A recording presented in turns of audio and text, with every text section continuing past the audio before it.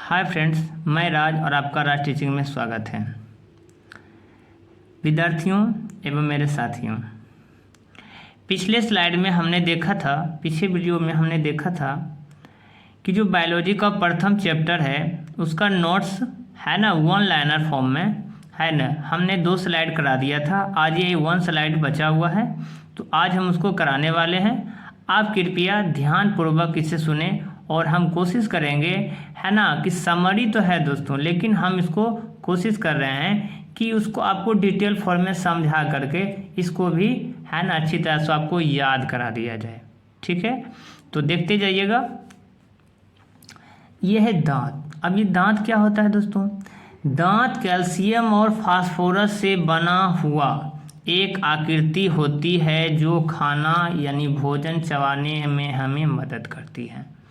आपके पास, हमारे पास और सभी के पास जो भी भोजन ग्रहण करता है ना, तो है ना लगभग के पास दोस्तों दांत होता है। ठीक है, तो दांत क्या चीज़ होता है? यानी दांत में कैल्शियम और फास्फोरस है ना नामक क्या होते हैं, तत्व मिले होते हैं और उनसे कोई आकृति बनता है ना, आकृति बनता है दोस्तों। तो वही आकृति हमारा दांत कहलाता है जो भोजन को चबाने में मदद करता है, भोजन को चबाने में हमें मदद करता है। तो दांत 4 प्रकार के होते हैं, दांत 4 प्रकार के होते हैं।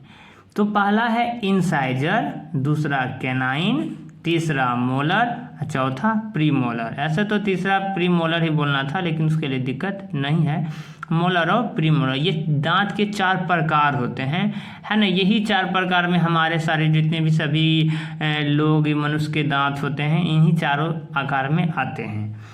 तो देखिएगा, इंसाइजर के बारे में थोड़ा सा हम बात कर लें। यहाँ पर तो लिखा नहीं है, लेकिन इंसाइजर को बोला जाता है दोस्तों है ना काटने वाला। क्या होता है? काटने वाला। जो हमारे आगे के जो 4 गो दांत होते हैं, 2 बड़े होते हैं, उनसे 2 गो छोटे दांत होते हैं, उनको इंसाइजर बोला जाता है दोस्तों। क्या बोला जाता है? इंसाइजर। इससे हम जैसे ककड़ी, खीरा है ना, ये सब आगे में कट करते हैं, मुंह आगे और दोनों के बीच में रख करके कट करते हैं, तो उनको इंसाइजर का इस्तेमाल करते हैं। केनाइन दोस्तों हो जाता है जो वो 4 गो दांत के है ना लेफ्ट साइड, उसके बाद राइट साइड आप जोड़ लीजिए, यानी दाहिने और बाएं की तरफ से।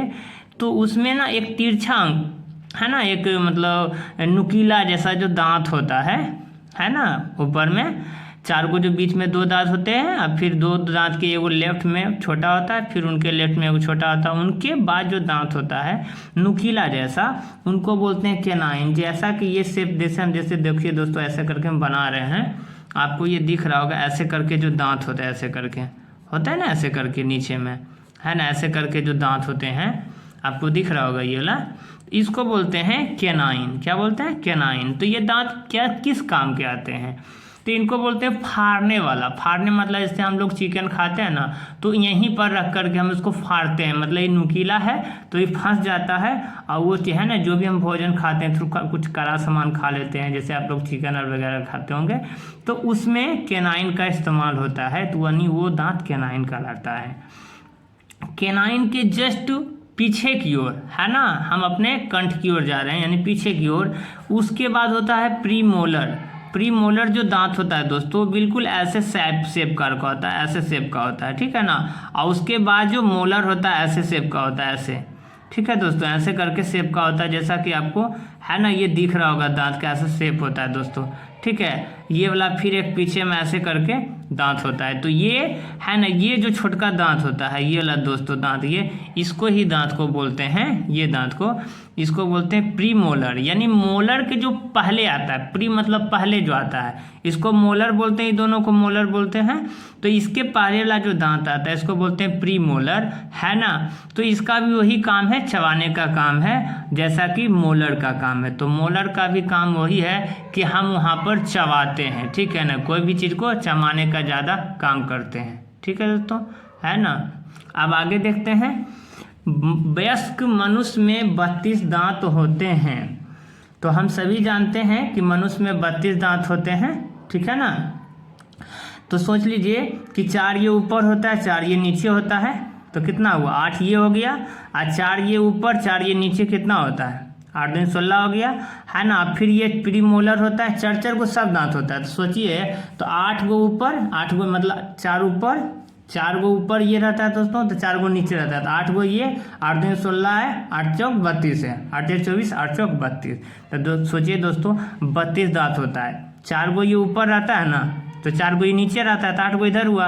और 2 गो ये ऊपर रहता है, तो 2 गो ये नीचे रहता है ना। तो कितना होता है, 8 4 ये हो गया 12, है ना। अब फिर ये मोलर भी क्या होता है दोस्तों, ये 2 गो रहता है ऊपर, है ना, 2 गो, है ना। ये 4 गो रहता है दोस्तों, ये सॉरी 4 गो रहता है ये ऊपर, और 4 गो नीचे रहता है। तो ये 8 गो हो गया, 8 दूनी 16 और 4 20, और ये रहता है दोस्तों, फिर ये 4 गो रहता है, ठीक है ना। ये जो बोलते हैं अक्ल के दांत दोस्तों, एक्चुअल में ये मैक्सिमम दिखा रहा है कि 32 दांत होते हैं। 32 से 33 किसी का नहीं होता है दोस्तों, लेकिन सामान्यतः लोगों में देखा जाता है कि पूरा जिंदगी में 32 दांत आता ही नहीं है। किसी का 28 रहता है, किसी का 29 आ जाता है, किसी का 30 आता है, किसी का 31 आता है।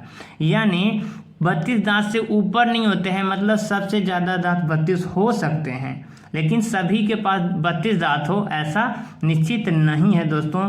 क्योंकि जो विजडम टीथ होता है, जिसको अकल के दांत बोलते हैं, आप लोग सुने भी होंगे, तो वो ना मतलब जिंदगी के आधा पड़ाव के बाद आता है, ठीक है ना। तो वो दूधनी 4 गो आता है वो बाद में दोस्तों, इसीलिए उनका गिनती बाद में करते हैं। इसीलिए अगर उनको हटा दिया जाए तो आपके जो मतलब मुंह में जो होंगे, है ना, अभी कम से कम 28 से 29 28 दांत होता है ना। तो 28 दांत आपके पास होंगे, ठीक है। आगे बढ़ते हैं।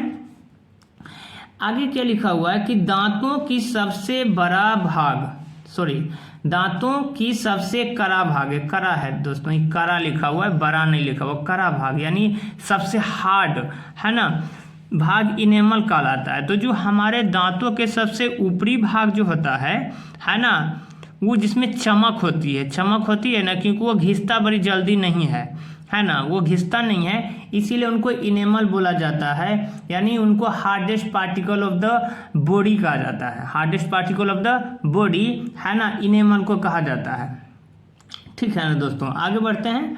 दांतों के पीलेपन या पीले भाग को दांतों की जोड़ों में रहता है ना, जो है ना जोड़ों में रहता है, उसे दंत पलक कहते हैं, है ना, टीथ पलक बोलते हैं उनको। तो ये क्या होता है दोस्तों, अब समझाते हैं इनको आपको, कि जो हम खाना खाते हैं और वो खाना हमारे 2 दांतों के बीच में जो ज्वाइंट होता है ना, उस ज्वाइंट के बीच में अगर वो फंस जाता है, अब बहुत दिनों के बाद, यानी बहुत दिनों तक अगर हम प्रॉपरली दांत की सफाई या ब्रशिंग नहीं कर पाते हैं, तो वो ना, है ना, वो क्या करता है कि वो ऑक्साइड के रूप में, ठीक है ना, हमारे दांतों के बीच में, है ना, वो क्या करता है, एक केमिकल फॉर्म कर लेता है, और वो वहीं पर चिपकते ना वो हार्ड हो जाता है दोस्तों। इसी तरह से अगर क्रिया आज खाएं, नहीं ब्रश किए, या 10 दिन के बाद खाएं, फिर एक बार ब्रश किए, तो वो चिपकने लगता है, और चिपकते वो पीलापन हो जाता है। उसी को हम पलक कहते हैं। क्या कहते हैं? पलक। अब आगे बढ़ते हैं दोस्तों, कि मनुष्य में 3 जोड़ी लार ग्रंथियां होती है। तो आप जान रहे हैं कि लार ग्रंथि क्या होता है। तो जो मुंह में हमारा लार बनता है दोस्तों, वो जो लार बन रहा है, इसको सलाइवा बोलते हैं। तो जो लार बन रहा है, जिस ग्रंथि से बन रहा है ना, उसको लार ग्रंथि बोलते हैं। सलाइवा जिस ग्रंथि से रिलीज हो रहा है ना, मतलब जहाँ से निकल रहा है, तो उसको क्या कहते हैं? लार ग्रंथि कहते हैं। तो वो जो लार ग्रंथि होता है, वो 3 ग्रंथियों से मिलकर के बनता है। यानी जो हमारा मुंह में लार आते रहता है, अक्सर आता है ना, तो वो तीनों ग्रंथि से मिलकर के बनता है, ठीक है ना। तो देखिएगा, पहला कौन है? पैरोटिड ग्रंथि, सब मैंडुलर लार ग्रंथि और सब लिंगुअल लार ग्रंथि। पैरोटिड ग्रंथि, सब मैंडिबुलर लार ग्रंथि, सब लिंगुअल लार ग्रंथि। आपने सुना। अब देखिए दोस्तों क्या लिखा हुआ है कि जठर ग्रंथि की 3 प्रकार होती है ना। जठर ग्रंथि की 3 प्रकार होती है। हम ऊपर में बता चुके हैं कि 3 जोड़ी लार ग्रंथियां होती है। इन्हीं तीनों के मिल करके, यानी ये तीनों क्या करते हैं, जूस जो भी है, जूस को रिलीज करते हैं, है ना। जैसे वही हुआ सलाइवर जूस जो बोलते हैं उनको, सलाइवर जूस जो रिलीज करते हैं, तीनों मिल करके जब वो आता है तो वो, है ना, लार बनता है। क्या बनता है? लार बनता है। इसको सलाइवा इंग्लिश में बोला जाता है। तो अब है जठर ग्रंथि की बात करते हैं। तो जठर ग्रंथि की 3 प्रकार होती है, यानी जठर ग्रंथि 3 प्रकार की होती है। पहला है mucus cell, oxyntic cell, zymogen cell. ठीक है ना, जाइमोजेन सेल। अब कह रहा है दोस्तों कि इन्हीं तीनों से मिल करके जो हमारे पेट में, जिनको बोलते हैं अमाशय, क्या बोलते हैं दोस्तों? अमाशय बोलते हैं, पेट को अमाशय बोलते हैं। तो इन्हीं तीनों को, एक है ना दोस्तों, शायद दोस्तों आपको दिख नहीं रहा होगा, ठीक है, हम आगे बना देते हैं। अब आपको देखिए, फिर से पढ़ लेते हैं, देखिएगा। जठर ग्रंथि 3 प्रकार की होती है। पहला mucus cell, oxyntic cell, zymogen cell. इन तीनों सेल को जब मिला करके, देखिए लिखा हुआ नीचे में, इन्हीं तीनों सेल के मिलकर, है ना, इन तीनों से मिलकर होने वाला द्रव को जठर रस कहते हैं, है ना। यानी जो हमारे अमाशय पेट में जो रस निकलते रहता है जठर ग्रंथि से, है ना, इन तीनों को जब मिला देते हैं, क्योंकि जठर ग्रंथि का 3 भाग है, तो तीनों को मिलकर के जठर ग्रंथि रिलीज करेगा। इन्हीं जठर ग्रंथि से जो जूस रिलीज होता है उनको जठर रस बोलते हैं, जठर रस बोलते हैं। अब एक अल्सर है दोस्तों, अल्सर एक बीमारी होती है ना, आपने सुना भी होगा। तो ये कैसे होता है? तो कहा जाता है दोस्तों कि जो पेट होता है हमारा, पेट में आप अभी हमने पढ़ा है कि क्या, जठर ग्रंथि से क्या होता है, जठर रस रिलीज होते रहता है, यानी निकलते रहता है। तो अगर ये बहुत ज़्यादा दिन तक निकलते रहे और कभी कभी एक्सेस मात्रा में निकल जाता है, एक्सेसिव मात्रा में निकल जाता है, तो हम अक्सर क्या रहते हैं ना कि हम लोग व्रत करते हैं, जो एकदम बिना पानी वाला व्रत होता है उसको बोलते हैं निर्जल व्रत करते हैं। तो जो निर्जल व्रत करते हैं तो क्या होता है, और मान लीजिए कि पानी भी नहीं पी रहे हैं और जठर ग्रंथि क्या कर रहा है, रस को तो रिलीज कर रहा है। तो वो जो पेट में एसिड बन रहा है दोस्तों, है ना, वो बन रहा है और हम पानी नहीं पी रहे हैं, तो पानी के साथ वो ना डाइल्यूट होकर के तो निकल नहीं रहा है और एक्सेसिव मात्रा में बन जाता है। तो कभी कभी वही आंत में ना क्या करता है, घाव बना देता है। ये जो जठर ग्रंथि का जो रस है, पानी उसको नहीं मिलता है, तो बहुत दिनों तक वो क्या, अगर पानी हम नहीं पीते हैं, निर्जल व्रत करते हैं, तो वो क्या करता है, आंत में घाव बना देता है। उसी घाव को हम अल्सर बोलते हैं, जो हमारा जठर रस से, है ना, एसिड के एक्सेसिव मात्रा में या निर्जल व्रत, है ना, करने से भी हो सकता है। ठीक है दोस्तों, आगे बढ़ते हैं। अब छोटी आंत के बारे में बात करते हैं। छोटी आंत में क्या है दोस्तों, छोटी आंत बोल रहा है कि छोटी आंत आहार नाल का सबसे लंबा भाग होता है। यह 6 मीटर एल लिखा हुआ दोस्तों, एल आपको दिख रहा होगा, एल यानी लंबाई, और 22.5 सेंटीमीटर की, है ना, बी यानी चौड़ाई की होती है। ठीक है, तो हमने देखा, हाँ, तो देखिए दोस्तों, अब ये जो छोटी आंत है दोस्तों, छोटी आंत क्या होता है, सबसे लंबा भाग होता है। आहार नाल मतलब जो एलिमेंट्री कैनाल होता है, जो हम खाना खाते हैं जिस कैनाल में, है, जो खाना उस कैनाल से होते हुए अमाशय तक पहुंचता है ना, उसमें करा सबसे बड़ा भाग होता है छोटी आंत। क्यों? देखिए 6 मीटर लंबा है और 2.5 से मतलब 2.5 सेंटीमीटर, लगभग 2.5 सेंटीमीटर चौड़ा है दोस्तों। ठीक है ना। अब इनके बारे में 1-2 और सवाल जब देख लेते हैं। शाकाहारी जीव में छोटी आंत की लंबाई अधिक होती है। अभी क्यों होती है, ये तो हम एक लाइन में सीख लें कि होती है। क्यों होती है दोस्तों? कहा जाता है कि शाकाहारी जीव, आपने देखा होगा कि शाकाहारी जीव क्या करते हैं दोस्तों, जैसे आप बकरी को देख लीजिए, गाय को देख लीजिए, भैंस को देख लीजिए, वो पता है क्या करता है कि एक ही बार में ना, मतलब ज़बरदस्ती कुल खाना खा लेता है। अब फिर वो खाना खाने के बाद क्या करता है, क्योंकि अगर एक बार में हम 2 टाइम का भोजन खा लेते हैं, और तो उसके लिए हमको जगह भी तो ढूंढना होना चाहिए। अगर हम एक टाइम का जो भोजन खा रहे हैं, हम एक टाइम की जगह 2 टाइम का खा लें, तो उसके लिए हमको स्पेस होना चाहिए ना, जगह होना चाहिए उसको रखने के लिए। क्यों? क्योंकि आपने देखा होगा कि जो गाय भैंस बकरी होते हैं, वो एक बार पहले खाना खा लेता है और फिर लास्ट में जुगाली करता है। तो ये सर जुगाली क्या होता है? तो आपने देखा होगा कि जो बकरी होता है, गाय होता है ना, मुंह में ना हमेशा वो चबाइते रहता है और फैन टाइप का कुछ निकलते रहता है ना। फैन तो कॉमन चीज़ नहीं है, लेकिन वो जो मुंह चलाने की जो क्रिया होती है, यानी उसका ये मतलब होता है कि जो खाना पहले वो अपने अंदर की पेट की ओर ले लेते हैं, आमाशय में ले लेते, तो उस खाना को दोबारा ला करके मुंह में उसको क्या करते हैं, चिबाते रहते हैं, है ना।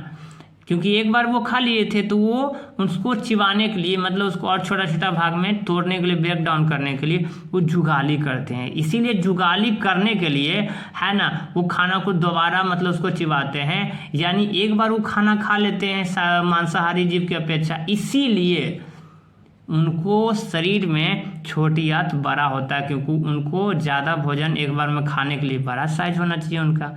तो आपने आशा है समझ लिया होगा। मांसाहारी जीव, अब आप समझ जाइए कि मांसाहारी जीव तो जब भी कोई भोजन खाता है, जैसे हम लोग, आप लोग मांसाहारी जीव ही तो होते हैं, हम लोग तो मांसाहारी हैं क्योंकि हम लोग मांस भी खाते हैं, ठीक है ना।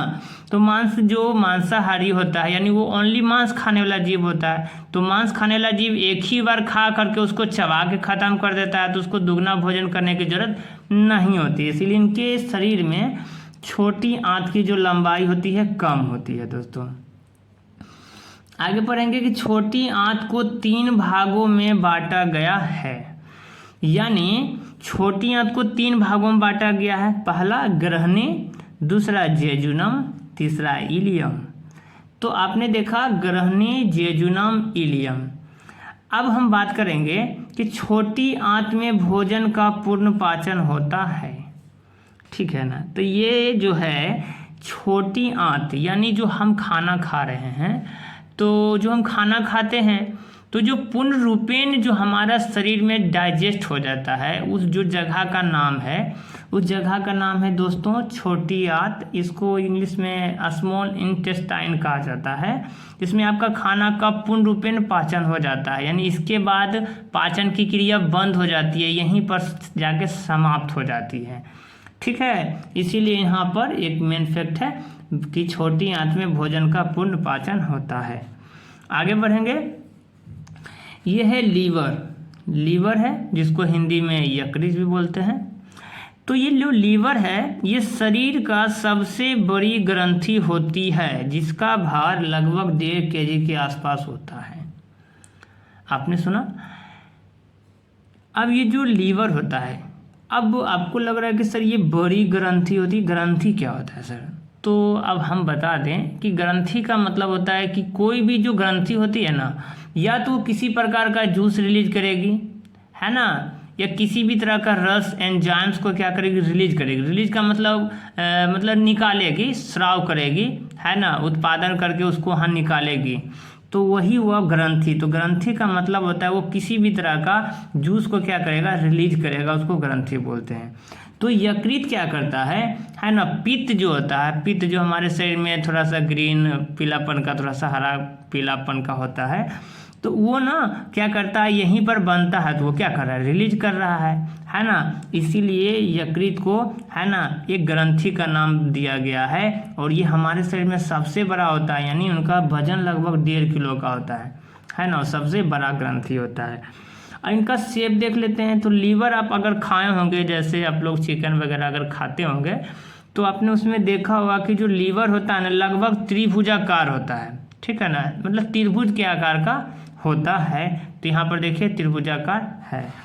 अब आगे हम देखिए लिखा हुआ है कि यकृत से ही पीत का स्राव होता है। अभी हमने आपको बताया है कि ग्रंथि उस बॉडी को बोलते हैं जो किसी प्रकार का जूस या एंजाइम्स को रिलीज करता है, इसीलिए, है ना, उसको ग्रंथि बोला जाता है। तो पित्त, यकृत से पीत ही का स्राव होता है। देखिए यकृत से ही पीत का स्राव होता है, यानी यकृत पीत का स्राव करता है, इसीलिए यकृत क्या है, एक ग्रंथि है। अब ये जब स्राव कर रहा है, तो हम अभी इसके पीछे भी बताए थे कि पित्त गाढ़ा हरा रंग का क्षारीय द्रव होता है। हल्का देखने में या तो ग्रीन लगेगा या तो पीला लगेगा, मतलब दोनों के बीच में कलर जो है ना रहता है, इसलिए इनको लिखा गया है कि पित्त गाढ़ा एवं हरा रंग का क्षारीय द्रव होता है, ठीक है। अब आगे हम पढ़ते हैं अग्नाशय। इसको इंग्लिश में पैनक्रिया बोलते हैं। यह एक प्रकार की ग्रंथि होती है। अब आपको ग्रंथि से दिक्कत नहीं होगा, क्योंकि ग्रंथि एक प्रकार का ऑर्गन होता है जहाँ पर मतलब जो है ना हमारे शरीर से, है ना, शरीर में होता है, और वो एक प्रकार का एंजाइम्स या जूस को क्या करता है, रिलीज करता है, तो उसको क्या कहते हैं, ग्रंथि कहते हैं। तो तो ये क्या करता है, देखिए जो रसों का है ना, रसों का या हार्मोन का स्राव करता है, देखिए लिख दिए यहाँ पर भी। तो ये जो पेन क्रिया है खास करके एक हार्मोन का स्राव करता है, ठीक है ना। तो यहाँ पर इंसुलिन स्राव करता है, यहाँ लिखे नहीं है क्योंकि आपका बुक में ऐसा नहीं लिखा हुआ है आपको, है ना, इसीलिए हम नहीं लिखे हैं। तो बस इतना आपको समझना है कि ग्रंथि वो होता है जो हार्मोन या किसी जूस या किसी एंजाइम्स का क्या करे, रिलीज करे। अब पचे हुए भोजन का अवशोषण बिलाई के द्वारा होता है। तो हमने क्या देखा कि जो हमारा छोटी आंत होता है, छोटी आंत में अंगुलीनिमा मतलब अंगुली के आकार के जैसा ना एक संरचना होती है, उतना भरी तो नहीं होती है, माइक्रोस्कोप से जब देखा गया तो देखने में लग रहा था अंगुली के जैसा, तो उसमें ऐसा दिख रहा था, तो उसको बोला गया कि अंगुलीनुमा जो संरचना होती है ना यहाँ पर, तो उसको क्या बोलते हैं, बिलाय बोलते हैं। अब ये बिलाय मतलब बिल्ली ने समझ जाइएगा, क्योंकि बिला वो नहीं होता है, बिलाय मतलब BILLAI होता है, ठीक है ना, BILLAI होता है। तो ये क्या करता है कि जो हम खाना खाते हैं तो वो जो भोजन का पूर्ण रूपेण पाचन कहाँ हो रहा था, छोटी आंत में हो रहा था। तो छोटी आंत में पूर्ण रूपेण पाचन कौन कर रहा था, यही बिलाय कर रहा था। यानी ये क्या कर रहा था, भोजन को जितने भी एनर्जेटिक जो थे है ना जूस थे, उनको सारा को क्या क्या सक कर लिया, यानी अवशोषित कर लिया, है ना, ये बिलाय किया है। अब हम सीखते हैं कि अग्नाशय की बात तो कर लिए कि ये जूस को या हार्मोन्स को क्या करेगा, रिलीज करेगा। तो कौन कौन सा हार्मोन रिलीज या जूस को रिलीज करता है, तो देखिए अग्नाशयी रस में ट्रिप्सिन, एमाइलेज, लाइपेज, न्यूक्लियस नामक एंजाइम्स पाए जाते हैं। यानी अग्नाशय में ट्रिप्सिन, एमाइलेज, लाइपेज, न्यूक्लियस जो हैं ये सारे रिलीज करते हैं, यानी स्राव करते हैं, इसीलिए तो इसको बोलते हैं अग्नाशयी, है ना। अग्नाशय को ग्रंथि बोला जाता है, देखिए लिखा हुआ है ना, बताएं ना। अब आगे, अब बड़ी आंत में हम चलते हैं। तो कह रहा है बड़ी आंत दो भागों में बटा होता है, पहला है कोलन और दूसरा है मलाशय। तो पहला कोलन है, दूसरा मलाशय है, ठीक है ना।